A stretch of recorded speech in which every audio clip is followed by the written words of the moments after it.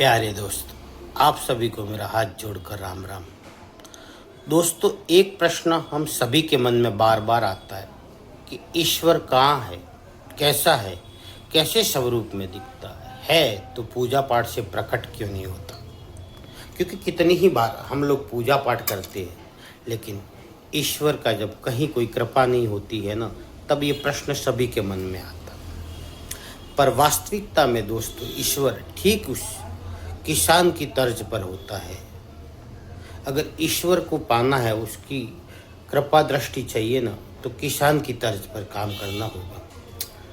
क्योंकि ईश्वरीय शक्ति है ना, बड़े सूक्ष्म स्वरूप में काम करती है।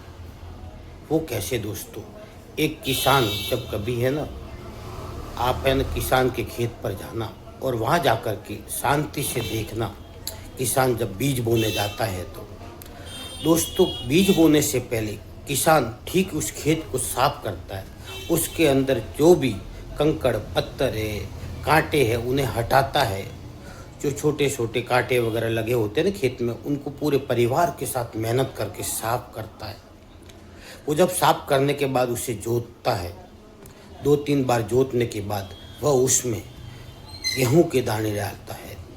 जो भी बीज हो उसके दाने डालता है दोस्तों। फिर उन्हें वो मेहनत करता, साल भर पानी देता है और समय समय पर उसके आजू बाजू में जो भी कांटे वगैरह लगे होते हैं ना, उन्हें हटाता रहता है। तब जा कर के कहीं एक पौधा बन के, एक बड़ा सा पौधा बन जब अंकुरित होता है ना, तब उस पर धीरे धीरे गेहूं की बालियाँ आती है और उस बालियों में एक की जगह सैकड़ों गेहूं लग जाती है। परमात्मा भी ठीक इसी तरह है दोस्तों। परमात्मा हमारे अंदर सोया हुआ है नाभि सागर में। उस नाभि सागर में इस परमात्मा को जागृत करने के लिए दोस्तों, हमें भी किसान की तर्ज पर अपने आजू बाजू जो अंदर हृदय में है ना, उस शरीर की सफाई करनी होगी। उसकी सफाई कैसे करें? उसके आजू बाजू में मद, मत्सर, काम, क्रोध, लोभ, ईर्ष्या, द्वेष, झूठ, कपट जैसे हजारों कांटे लगे हैं, उन्हें धीरे धीरे हटाना होगा दोस्तों। वो जब तक हटेंगे नहीं ना, परमात्मा रूपी वो बीज जागृत नहीं होगा। जब वो परमात्मा रूपी बीज जागृत नहीं होगा ना, तो वट वृक्ष कैसे बनेगा?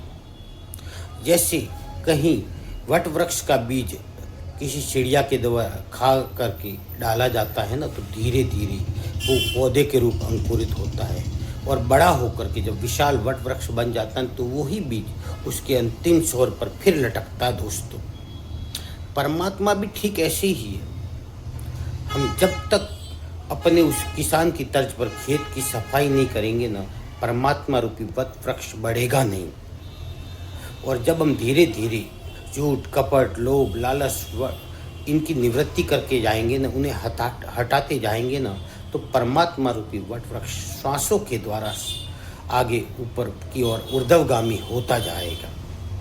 दोस्तों, हमारे ही शरीर में ईड़ा, पिंगला और सुषुम्ना रूपी 3 जो नाड़ियां हैं ना, परमात्मा ठीक नाभि के मूल में सोया और वहीं से प्रकट होती है तीनों। श्वास का अंतिम स्वर है ना दोस्तों, वो नाभि तक ही है। यहाँ तक ही से वो प्रकट होती है और ऊपर की तरफ जाती है और ठीक नीचे भी नाखून के अग्र भाग तक उसका प्रकाश प्रवाहित होता है, पर वो प्रकट मूल से ही होती है और शस्त्रासार तक ही जाती है दोस्तों। इस तरह ठीक परमात्मा का भी यही स्वरूप है। जब हम मद, मत्सर, काम, क्रोध, लोभ आदि को हटाते जाएंगे ना, तो परमात्मा रूपी वो बीज है ना, वो प्रकट होता जाएगा। सुषुम्ना नाड़ी के द्वारा धीरे धीरे हम उस मूल को पकड़कर ऊर्ध्वगामी होते जाएंगे। ईड़ा और पिंगला तो जीवन और मृत्यु, सुख और दुख की तरह विपरीत दिशा में बहती ही रहती है निरंतर दोस्तों। ये कभी सुख में, कभी दुख में, कभी जीवन और कभी मृत्यु की तरह विपरीत दिशा में दोनों निरंतर गतिमान होती है। पर सुषुम्ना रूपी मूल है ना, उसको पकड़ करके जब हम आगे बढ़ेंगे ना, परमात्मा का चिंतन करेंगे ना, तो चिंतन के द्वारा धीरे धीरे शुद्ध होकर जब हमारी श्वास ऊर्ध्वगामी होगी ना, तब धीरे धीरे हृदय में प्रकाश होगा और परमात्मा शस्त्र सार के स्वरूप में चारों तरफ हमें दृश्यमान होने लगेगा। पर उसके लिए किसान की तर्ज पर हमें काम करना होगा। समय समय पर हमारे अंदर की काम, क्रोध, लोभ जैसे कांटों को हटाना होगा ना, तभी धीरे धीरे दोस्तों निरंतर ध्यान चिंतन से ही परमात्मा प्रकट होगा अवश्य। क्योंकि अगर किसान एक गेहूं के दाने को बोता है, उसके बदले सैकड़ों दाने उस गेहूं की बाली पर आकर के उसके अग्रभाग पर लटकते। ठीक इसी तरह पीपल का वृक्ष भी, उसके मूल में तो एक बीज ही होता है, पर वो तने के द्वारा सीधा आगे जाकर के वृक्ष के अंतिम छोर पर लटकता, फिर बीज। सोचो कैसे पहुंचता होगा ऊपर, क्योंकि वो सब नारायण परायण है। उसी तरह हमें नारायण परायण होना होगा और धीरे धीरे श्वासों के द्वारा हम निरंतर अपने कार्यों को करते हुए, किसी कार्य को रोकने की आवश्यकता नहीं है।